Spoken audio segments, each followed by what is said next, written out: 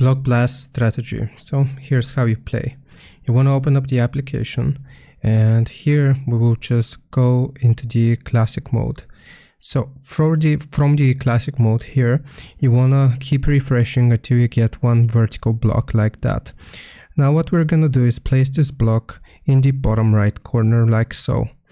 The other blocks you can place wherever, just make sure you don't block the second row next to the one that we just placed. So I will just do it like this. Now as you can see, you will be given another vertical block which you can place to the side like this. And again, we will repeat the same process for the other blocks. It doesn't matter where we place them.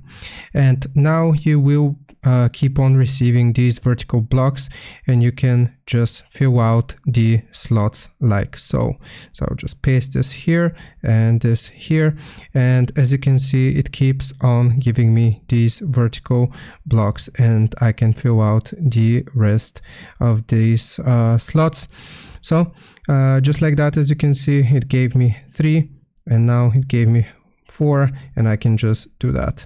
So I hope this helps. Leave a like and sub, and I'll see you boys and girls next time.